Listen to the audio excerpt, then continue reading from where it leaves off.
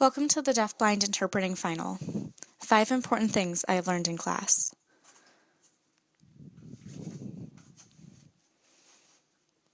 Number 1 is to be patient.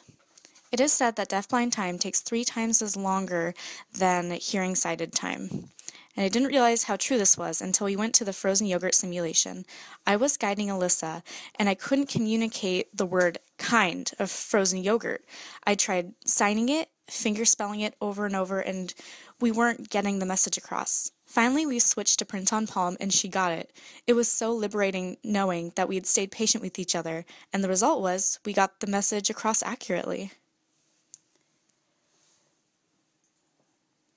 Another thing about being patient is you have to be patient about describing the environment. Sometimes there's a long line, as there was for the frozen yogurt simulation, and you need to be patient about describing what's going on. You have to say that maybe there's 4 or 5 people in line, maybe there's a vampire in line, and we need to be patient for him to stop terrorizing everyone in front of us. Number 2 is to stay consistent. I was so terrified of guiding upstairs. I wanted to make sure that my partner wasn't tripping on the stairs as they were going up, but I realized that I needed to stay consistent at a steady pace because if I were to pause, it would communicate something that wasn't actually there. I needed to be consistent and trust myself in cases like these. Number 3 is to communicate.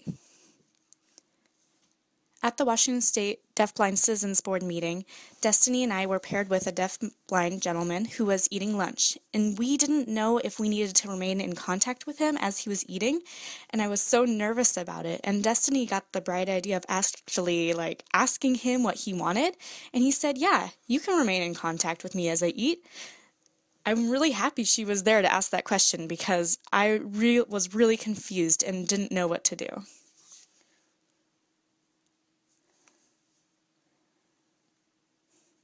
Number 4 is to be aware. During a deafblind simulation in class, I was guiding Destiny, and we were talking about how she wasn't prepared for the weather. It was raining out, and she was wearing flip-flops.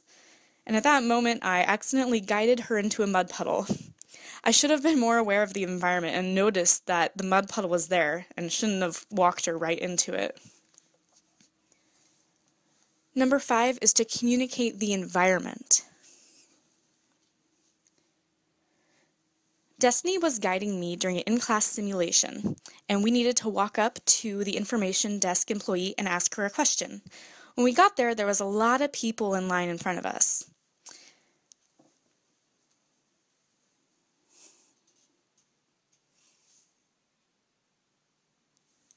CM just seemed to float in and ask Destiny, you know, you can ask Sheridan if she would rather go in the Wolf Express and ask her question.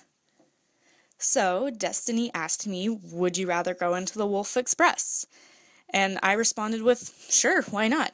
And at that moment, the people in line in front of us just disappeared. So naturally we walked up, and I, thinking I'm in the Wolf Express, asked my question. I asked her, how many apples do you have? The poor employee was so confused. How many apples do I have?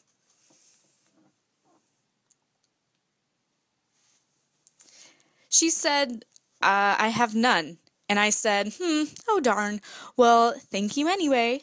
So we proceed to walk away, and I took off my blindfold and earplugs, and of course CM was floating about and witnessed the whole thing.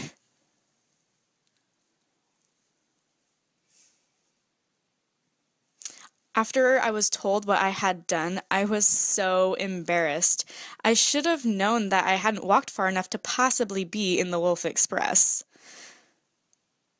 So, in review, number 1 is to be patient, number 2 is to be consistent, 3, communicate, 4, pay attention, and 5, communicate the environment.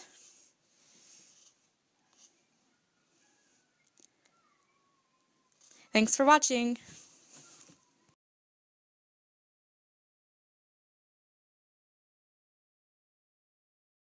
Created using Powtoon.